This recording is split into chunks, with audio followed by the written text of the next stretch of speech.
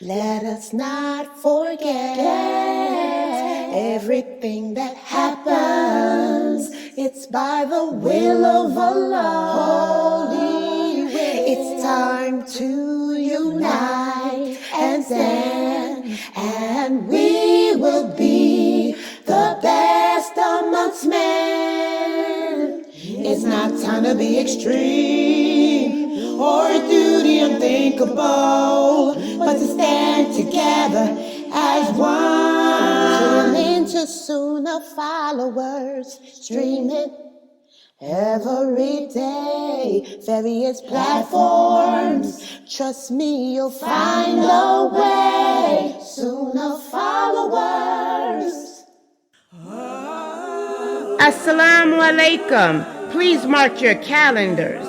Starting this Friday, March 1st, we will be replacing the 6 p.m. Eastern Aqidah class, Al-Wala Wal-Bara class, with a special program for the month of Ramadan. Please join Ustadah Laila Nasheeba for the first 7 days of Ramadan with a preparation course. Allow her to walk you every day after that with the fiqh of fasting. Don't forget, mark your calendars, and we're streaming it right here on Sunnahfollowers.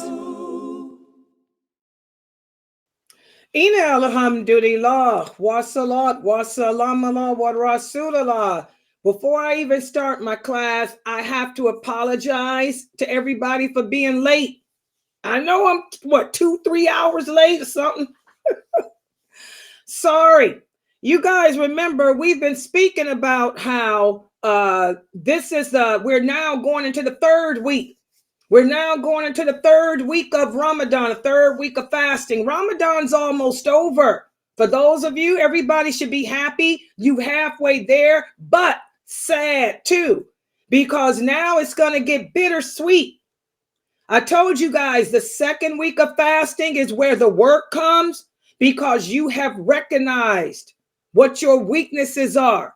You have recognized what parts of yourself you need to work on Islamically. Well, I'm an example. I told you guys, whenever you go to sleep, your personal jinn, she ties knots in the back of your neck, and she moves from your heart to your upper nose, and she tries to tell you, oh, you feel so good. It's so warm. Don't wake up. You got more time. Your class ain't until 6 o'clock. You got a few more minutes. You can keep sleeping, Layla. Don't wake up. Don't wake up. Don't wake up. Sometimes we listen to that. And I was so tired from streaming, because I streamed Dr. Ali yesterday early in the morning and Dr. Asim and my classes. Then I had to wake up early. I didn't go to sleep till after Fajr, and I had to get up and do Dramali. So I haven't slept in 2 days, really. Well, I slept now. I made up for the 2 days worth of sleep today. So that's what happened. That's called procrastination. Remember, we talked about that yesterday. Your personal jinn will cause you to be lazy, to become lazy, to procrastinate, to put off doing good deeds. And that's something that I have to struggle with, waking up. When I go to sleep, I get comfortable and I'm at peace. I have, nice dreams, and all of a sudden, you got time, you got time, you got time. And boy, did I have time today.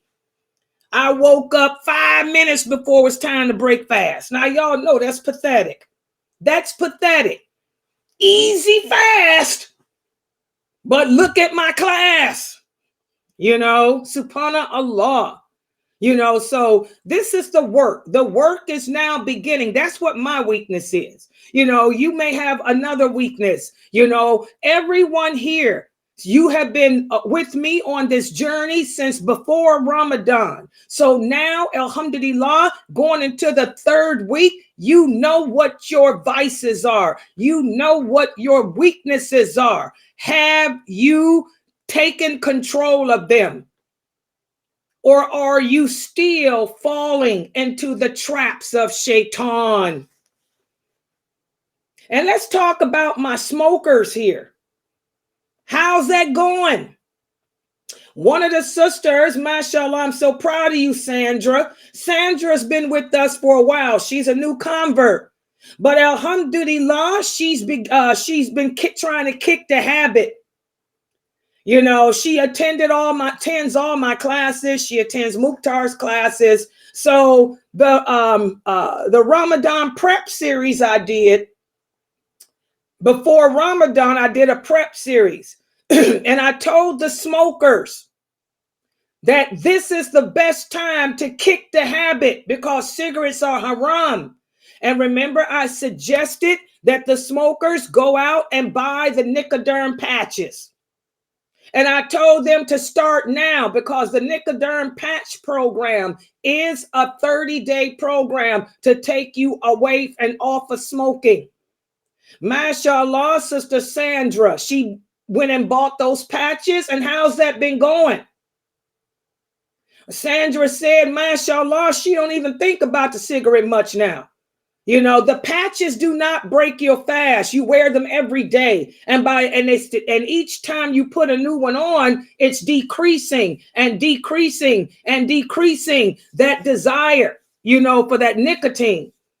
So right now, for those of you who've been doing the Nicoderm patch program, and I know it works because before I retired from my job, I didn't just work, you know, with the gin. But I was also a union steward. I was a union representative. And the state of Ohio passed laws against smoking in the workplace. So there's a lot of my coworkers had to learn how to quit smoking. And this is one of the programs we had. We had a lot of smoke cessation classes for them. And one of the things, and your insurance should cover it too, because the Nicoderm patch is not cheap. $50, $60, $100, it's expensive.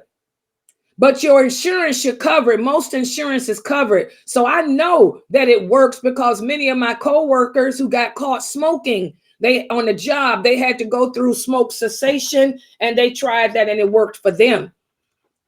Better than that hypnotizing. Forget about that hypnotizing. That hypnotizing ain't going to do nothing for you. You know, but the Nicoderm patch, it will wean you out of it. And Sandra is just now saying that it works. And it's all about having the desire, having the desire to want to obey a law, having the desire to want to quit. Sandra don't want to go back to that filthy habit. She wants to quit. So that's why it's working so well for you. Alhamdulillah, I'm proud of you. Yes, she says she doesn't, in fact, she said when people come around her who do smoke, it makes her feel sick. And by the way, that's another thing too, Sandra. For those of you who are quitting the habit of smoking, you need to change the people you associate with. You shouldn't be around people who smoke. Smoking is haram. It's a sin. It's like being around people who drink. It's like being around people who do drugs. The Prophet Muhammad sallallahu alaihi wasallam said we cannot sit at a table in which the people are being served alcohol. What does that mean? You can't be around people who are drinking. You can't be around people who are smoking.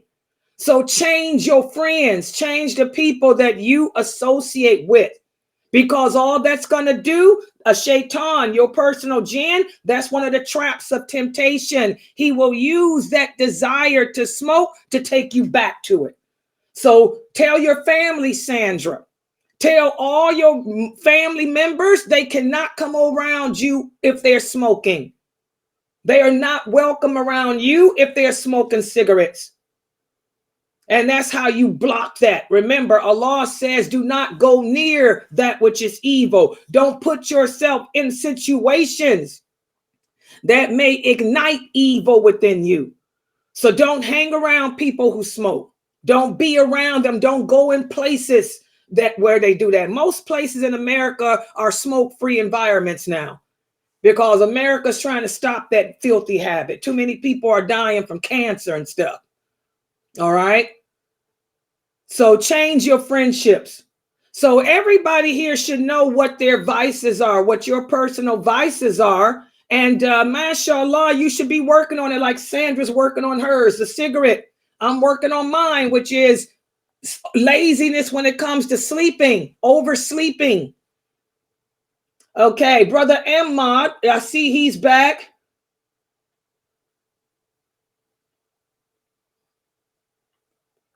Yeah, Brother Ahmad, then you can pray sitting. If you can't pray standing, you can pray sitting. Yeah, remember, Allah makes this religion easy for us. We have to not be fanatical for ourselves. Okay? So, you know, you can't fast because you're sick. So don't worry about the fasting. And as far as your prayer, if you can't pray standing, then pray sitting. Real easy. I can't pray sitting. I pray standing. I can't sit. So I pray doing all my rakat standing. So pray however you can. Nothing's wrong with that. All right, so everybody should know what their vices are. And I've been speaking about the different traps of Shaytan. Who can remember what are some of the traps of Shaytan that we talked about yesterday? Besides laziness and procrastination. Can anybody else think of any other traps that Shaytan lays for us? What about my Sunnah follower kids? Are there any of them here? What are some more traps that Shaytan lays for us to try to get us to go backwards? Besides making us lazy, tempting us to procrastinate and put off doing good deeds, or tempting us to go around people who sin so as we can be tempted to sin. Can any of you guys think of any other traps? Anyone? Wa alaikum salam from Twitch. I got some followers here on Twitch. Can you guys on Twitch think of any traps that Shaytan would lay for you? I have. Yeah, go ahead. Your mic went out, Latifa. Okay, can you hear me now? Yes. Okay, they will get you to indulge in sins that they don't think are very big sins. MashaAllah. Exactly, guys. This is another one of the traps of Shaytan. He will cause you to do sins that are not really big sins. He will try to make you think, well, this is not a bad sin. You know, it's just I just shook hands. You know, I just shook hands with my boss. Next thing you know, you'll be getting the boss's phone number or something. Subhanallah. And by the way, are you guys strapped up in the Zoom room, Fame? Are you guys strapped up? Stay strapped up in there. Okay. Awad, Fame? Yeah, because y'all, I don't know. Can you make me a co-host? She's not a co-host. Okay, yeah, because let me show you. I got a lot of people here from Twitch. Let me show some of the people here what some of the Twitch people are typing. Okay, wa alaikum salam. I hope that the kids on Twitch, I hope your Ramadan has been going good. I hope you guys on Twitch have been fasting. Doing what your mother asked you to do around the house. Where's Fame? Here, Fame. Get logged. Here you go. Okay, just in case. All right. And give me a second here to come back out of this. Y'all got to stay that way. Okay. So exactly, Shaytan will cause you to get caught up doing small sins, telling you, well, it's just a little sin, when all sins are actions of disobedience to Allah. All sins are actions of disobedience to Allah, and we have to remember that. Okay? What's another way that a Shaytan will trap us or dupe us? What's another way that Shaytan will trap and dupe us? Good job, Norto. Take care of The one that says they're hungry. The one that says they're hungry, ban that one. And all of them. The one that's all of them. Take care of them all, Norto. You can do them all. Good job. The sister here on Twitch, Shaytan wants you to not do your prayer because it helps you to leave Shaytan. Good job. You don't want to be a person like that. You don't want to listen to Shaytan and not perform your prayers. Shaytan is going to try to tempt you to break your fast too. So good job. Don't fall into that type of stuff.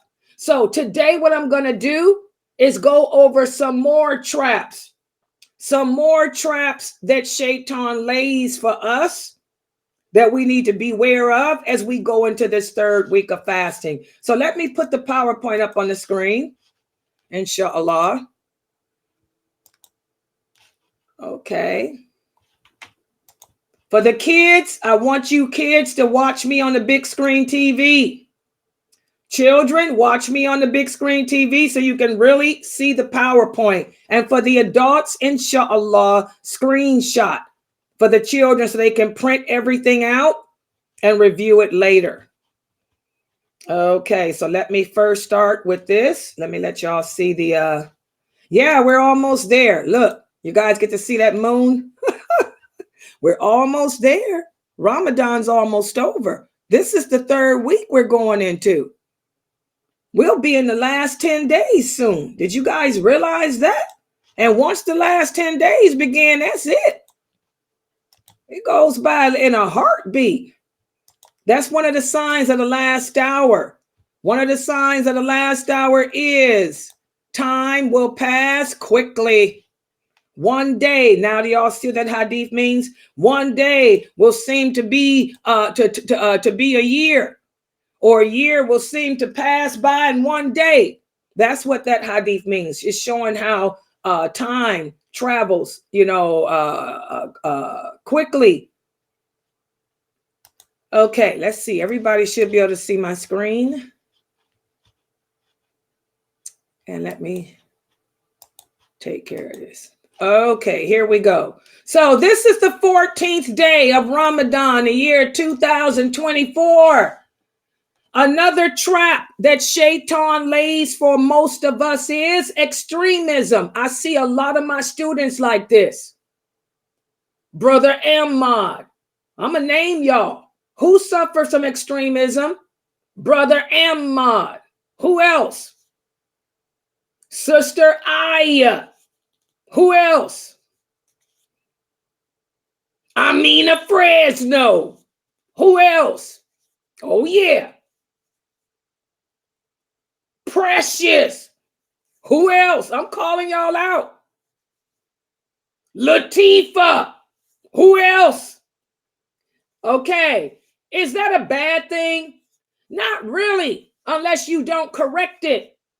What happens is, guys, when your personal jinn looks in your heart and she sees that you have grown in your knowledge and your understanding of Allah, your personal jinn recognizes that your fitra has been lit. She's going to push you to become extreme. She's going to push you to think, well, even though you sick with the flu, Brother Ahmad, you should still fast because it's going to bring you closer to Allah. It's going to show Allah how strong you are. When she knows that Shaytan that Allah hates a fanatic. Allah hates the fact that we don't take advantage of his concessions. So people who suffer with extremism are people whose faith is strong, but they haven't balanced it. Amina Fresno, she has strong iman, but she has to balance it. She can be too rough, too tough, too critical. Whenever we're too much of something, that's extremism. You're too harsh, too critical, too whatever. Balance it. Precious, her iman is strong right now. And I'm so proud of my Precious. She is precious. Her faith is so strong, but she can be a little bit extreme. But the thing about Precious is she's balancing it. She's balancing. I see how she balances it with her children. And I see how she's balancing it with herself. I'm proud of you, Precious. May Allah bless you and your sons, because you are an example of how to balance. Okay? So, extremism, that's one of the traps that Shaytan lays for us. And also, he makes the evil appear good. And he makes the good appear evil. So we're going to talk about this today. This is what we have to be on guard against during this third week of Ramadan. And let's talk about how Shaytan, your personal jinn, will cause the evil to look good to you. Well, one of the early scholars, you guys, we talked about this briefly in our diluting well better class. Imam Kareem Abu Zayd, Sheikh Kareem Abu Zayd, may Allah bless him and reward him with paradise. Ameen. Okay? Kareem Abu Zayd put in his book, remember we were talking about it, how Ibn al-Qayyim, who was one of the students of Ibn Taymiyyah, he wrote a nice treatise, a nice treatise on how Shaytan allows the evil to appear good. Listen to what he said. He said, from his stratagem is that Iblis always bewitches the mind until he can deceive the person. No one is safe from his bewitching except those whom Allah wills to be safe. He makes good looking to the person what is harmful for him, until the person will imagine that which is harmful to him to be good for him. And he makes the person run away from that which is good, thinking that it's harmful. Let me give an example. Daya, callers to Islam. We're living in the days of fitan that the Prophet Muhammad sallallahu alaihi wasallam warned us against. The days in which the Sunnah will become abandoned, replaced but with fatwa. The days in which Islam will appear strange. You find all these Muslims on the internet, on social media, giving lectures, calling you to Islam. But most of them are calling you away from that which is what the Prophet sallallahu alaihi wasallam came with. They're calling you to things that are not true, to innovation, deviation. And then for the few good people of knowledge out there who are calling you to the truth, look how Iblis and his army of human devils will attack that person, will make you think that that person that's calling you to the truth is calling you to what is bad. You guys saw an example of that here at this website a few days ago. Some man who called himself an imam. He came into my stream. I'm teaching y'all the Quran and the Sunnah. I'm telling you what fi sabilillah means. Okay, what the scholars agree that fi sabilillah, what falls in that category. He tried to argue with me, debate with me. Then he started making fun of me. And that's an imam of a masjid. Okay? And then he slandered me. He went to his Facebook page and put up all kind of garbage about me. When that's what it is, it's garbage. So what did I do? You know, as a daya, we know we have to deal with that. You know, since people don't want to accept the hadith today, so I put up the 2 fatwas I put up. All you understand is a fatwas. Now, who's calling the people away? All the scholars agree what category is fi sabilillah. That's one of the basics when we talk about zakat, Aki. Okay? So now who's the demon? Now who's the person leading you to falsehood? So this is what Shaytan does. He will make that which is good for you appear to be evil.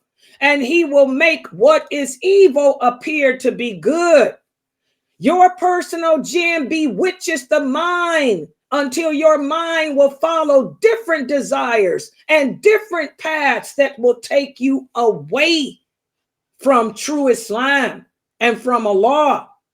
So we have to be on guard. That's why I tell you guys, be careful who you take your information and knowledge of Islam from. If they are not basing what they say on the evidence of the Quran and the Sunnah, then leave them alone. Leave these people alone. They're just denizens of Shaytan.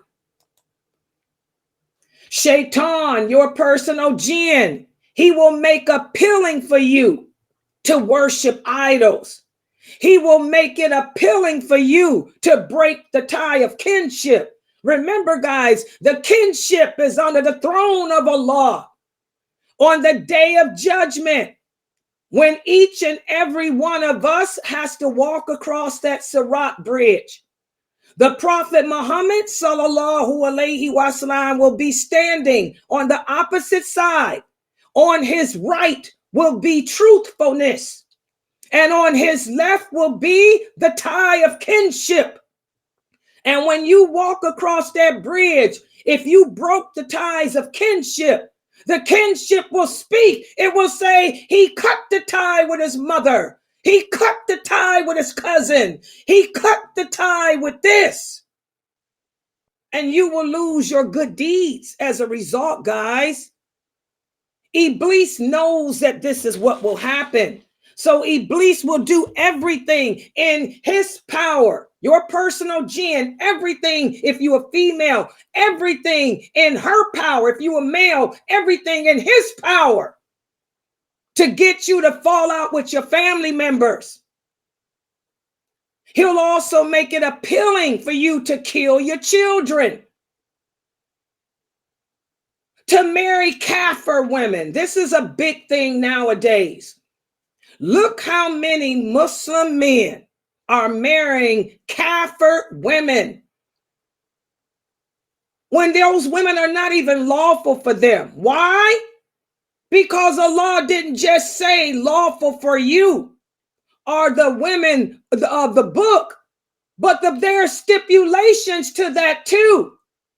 Number one, she has to be chaste. Show me one chaste kafir woman. Number two, her heart should be inclined towards Islam. You brothers are marrying kafir women who hate Islam, who hate the Prophet, who make fun of our religion. That right there disqualifies them. But this is what your personal jinn will get you to do, to marry people you shouldn't marry. He'll also promise victory to you if you give in to your desires and disobey Allah. He will make you think that associating partners with Allah is favorable. He'll get you to reject Allah's attributes. For example, the fact that Allah has ears, Allah has eyes, Allah has hands, even though they're not like our ears, even though they're not like our hands, even though they're not like our eyes. But your personal jinn will get you to reject that. He will cause you to abandon all that is good. He will, and then on the day of judgment, guess what? Shaytan, Iblis will leave you standing. He will say to you, don't blame me. All I could do was suggest for you to disobey Allah. You chose to follow me. I couldn't make you do what you did. You chose it. And that's what Allah means when Allah says in the interpretation of the meaning, oh believers, you are in charge of your own souls. You can't blame it on Shaytan. You can't blame it on the Imam. You chose to follow that Imam. You chose to listen to Iblis. You chose to follow your desires.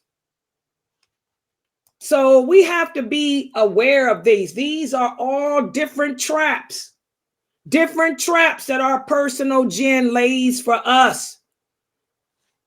Our personal jinn represents true hypocrisy, true disbelief, and he will do everything in his power to compromise your journey to paradise. We have to beware. And another deception that Iblis uses in his battle against us is, like I was giving the example of some of my students, like my student brother Ahmad. It's easy, for us to think that if I take the hard way, that shows I'm strong. Well, understand, guys, whenever the Prophet Muhammad sallallahu alaihi wasallam was given the choice between things, he took the easy way. He never took the hard way. But your personal jinn will make you think, well, for example, I'm sick. I got a temperature of 104, but I'm still going to fast because it shows how strong I am. No, he knows that Allah is angry. Allah is going to ask you, why did you put yourself through that when I told you that you didn't have to fast? Why did you disobey me? So all you did is starve yourself. You ain't getting no reward for fasting when you're sick. And that's why I have to tell my students here, if y'all sick and you fall in the category of the ransom, pay the ransom. Don't even think about fasting because you ain't going to get no reward from Allah. Allah never orders us to do anything without Shaytan trying to push you to either be overzealous with it or be negligent. Your personal jinn comes to your heart. Like I told you, he lives in your heart. He can see what's in there. If he sees that you're strong, he'll push you to be a fanatic, like he pushes many of my students. But if he sees that you're weak in your faith, then he'll make you just stop praying, stop fasting, and not care. Also, your personal jinn opens the door to reinterpretations. What does that mean? Misconstruing the meaning of those hadiths, misconstruing the verses of the Quran. You can't teach yourself this religion. The Prophet Muhammad said you have to ask the people of knowledge. He didn't teach himself. Jibril taught him. And he taught the companions. I didn't teach myself. I got many teachers. Subhanallah. So your personal jinn opens the door to misinterpretation. We have to avoid that as Muslims. Also, another means that your jinn will use to take you away, and this is very common today. He gives beautiful names to bad things. For example, when Iblis duped Adam alayhi salam and his wife Eve, the tree that Allah told Adam and Eve to stay away from, Shaytan told them that's the tree of immortality, because he knew that that's the one thing that Adam and all mankind seek. We all want immortality. So he told him, if you eat the fruit, it'll give you immortality. And that's how it appealed to him. So Shaytan, as Allah says in the interpretation of the meaning, he said, "Oh, Adam, shall I not show you the tree of immortality and power?" Adam fell for it. Adam fell for it. So he'll give beautiful names to bad things like dreadlocks. Dreadlocks are haram, haram, haram. I've given all the dalil on that. I've given all the authentic hadiths on that. Not no fatwa. The Prophet Muhammad said that. Anyone that walks around with his hair locked and knotted up, you look, number one, that's how the jinn would do. The jinn walk around with their hair locked and knotted up and don't comb through it. The Prophet said anyone who has hair, he has to comb through it. That's the meaning. You got to learn the Arabic, the Fusha. A lot of these hadiths are translated in a weaker way because the English is not like the Arabic. That's why you have to have a person who knows Fusha like Laila Nasheeba got. Dr. Asim is a scholar of the Fusha. That's my cousin too. Hello. Sheikh Morsi is a scholar of the Fusha. And I can call in at them and say, what is this hadith saying here? The hadith says anyone who has hair should oil it and comb through it. You can't comb through no locks. You cannot comb through locks. So you take the name dread away. And what they call it now? Sister locks. Just because you call it sister locks don't make it lawful. It's still haram.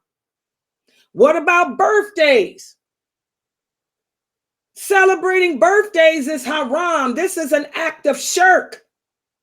The Prophet Muhammad sallallahu alaihi wasallam, right when he was dying, he said, may Allah curse the Christians and Jews. He said, and don't you do to me what they did to my brother Jesus. Okay? By making me out to be more than what I am, celebrating me. Okay? Birthdays are haram. So what do Muslims do? Instead of us saying happy birthday, what do we say? Happy born day. Just because you change the word from birth to born does not make it lawful. It's still haram. You're still worshiping a human being. You're still celebrating the birth of a human being when that human being had nothing to do with his birth. So that's an example. Those are examples as to how Shaytan will give pleasing names to haram things. For example, dancing. Dancing is called an art. Interest. Interest is called a profit. Plays. Nudity. Nudity, pornography is called an art now. So those are examples as to how Shaytan gives good names to bad things to make you fall victim to them. So when we look at all this, we ask ourselves, how can I win the battle? This is the third week of Ramadan. This is the third week. Your fitra has been awakened. Your fitra is burning strong. Your soul has cringed up because you're taming it. You're training it to submit to Allah. But you still got that jinn assigned to your heart, trying to pull you away from Allah. So how can you win the battle? Well, the greatest thing that can be used as a defense against him is to stick to the Quran and the authentic hadiths. This is something that I'm always telling the people here. Get away from fatwa. Fatwa is just somebody's opinion. Islam only has two sources. If something is haram, there will be a verse that clearly says it. The Prophet Muhammad sallallahu alaihi wasallam said, the lawful and the unlawful have been clearly defined by Allah. So if I'm going to tell you dreadlocks are haram, I'm bringing the dalil. I'm giving you the authentic hadith from Sahih Bukhari, where the Prophet said anyone who has hair should be able to comb through it. That's it. So any type of lock that you can't comb through is haram, period, dot. So stick to the Quran, stick to the authentic hadiths, and then you don't fall into these traps. Don't try to sit there and pull the hadiths apart. Don't try to misconstrue them. Ask the people of knowledge. Ask the people of knowledge, like the Prophet said. Ask the people of knowledge and accept what they say when they give you the clear evidence. Because the Quran and the Hadith represent the straight path. And again, it is Iblis that's going to pull you away from it. Listen to what Allah says in the interpretation of the meaning. Shaytan, he commands you saying, and what Allah commands you saying, this is my straight path, so follow it.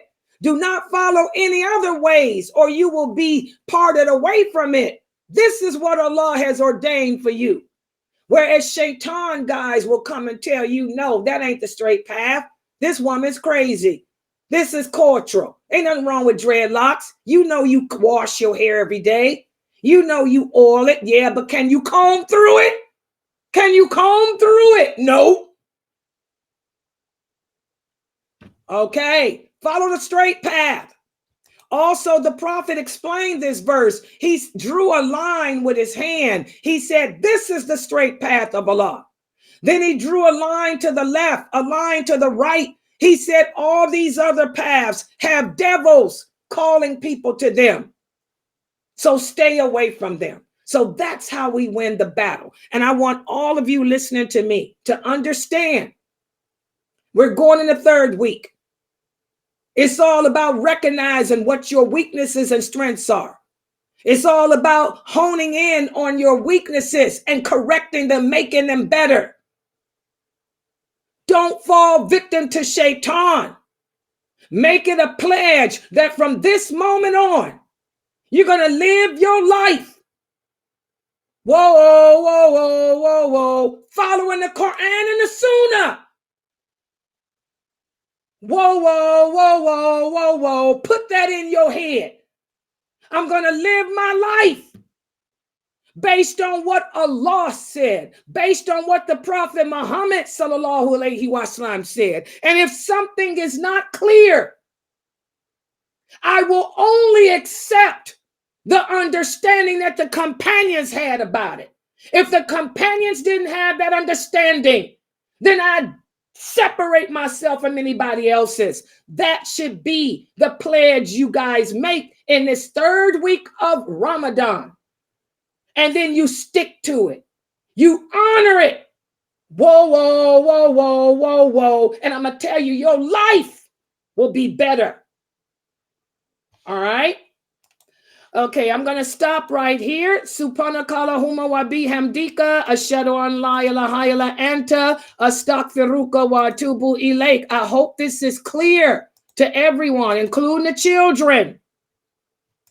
All these twisted ideologies that people come to you with, understand the only ideology that any of us should have is the ideology that Allah sent with the Prophet Muhammad sallallahu alaihi wasallam, not this other twisted crap where you got people playing with the words of Allah, people playing with Islam.